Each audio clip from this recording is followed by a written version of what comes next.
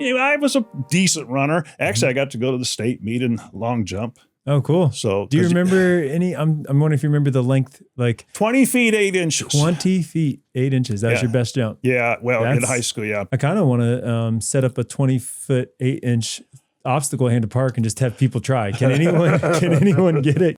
So he was kind of ready to find a wife. Ready, yeah. And I was ready. Yeah. Oh, especially once you met him. I mean, you meet Wayne, you're like, oh, I'm ready. Yeah. This guy's awesome. I'm ready.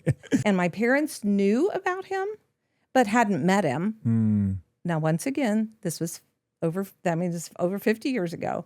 And he came over because he was going to be there and meet them. And it got later and later. And he had to teach the next day. He said, I really want to meet them, but I just need to go home. I got to get to bed and so that I can be ready to teach tomorrow. So I walked him out to the car and he kissed me goodbye and my parents drove up the driveway. It was so good. He was instantly so nervous. And my dad is so awesome. He got out of the car and he came over to me and he hugged me and kissed me and he said, looks like I'm not the first one to do that tonight. All right. You've got 2 kids. They're both teenagers now, right? Yes. Okay. So what is one of your favorite ways to embarrass them? Or is just being with them embarrassing to them enough, Probably would be dancing in the aisle at the store. No way. Yes. Oh, that is awesome. Yep. Or singing along with the song that's on at the store. Yes.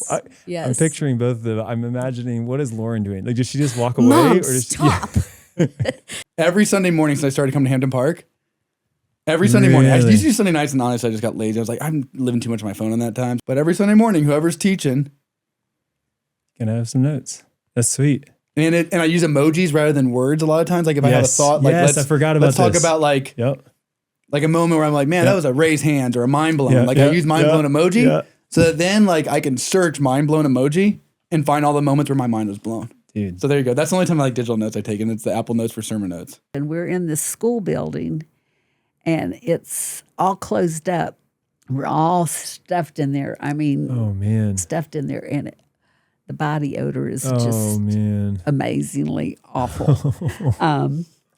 So the pastor's up and he's preaching, and this mother came, and she sat down right behind me, had her baby on her back, and they both had obviously just had a bath in Foss soap.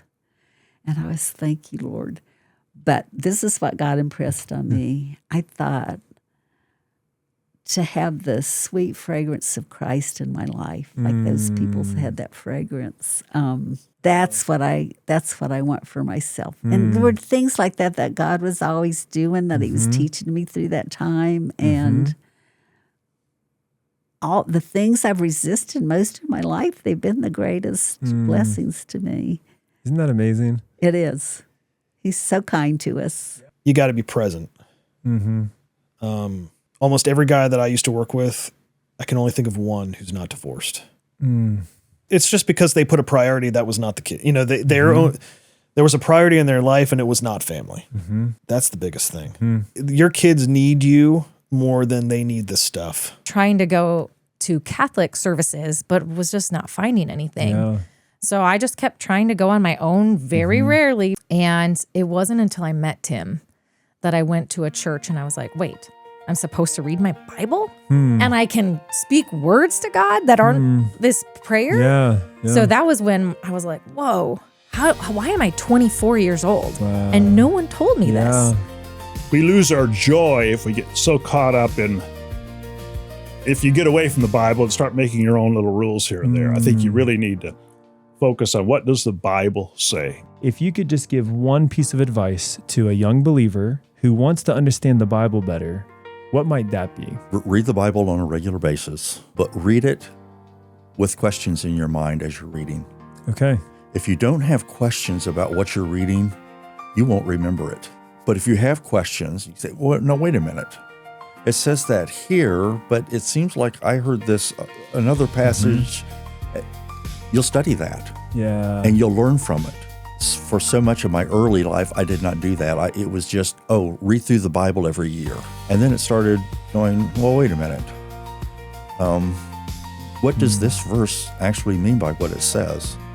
How does this fit with this over here? And then my devotions got, instead of chapters per day, it got to a few verses a day. Yep. It's good to have the whole knowledge, an overall knowledge of where the Bible's going.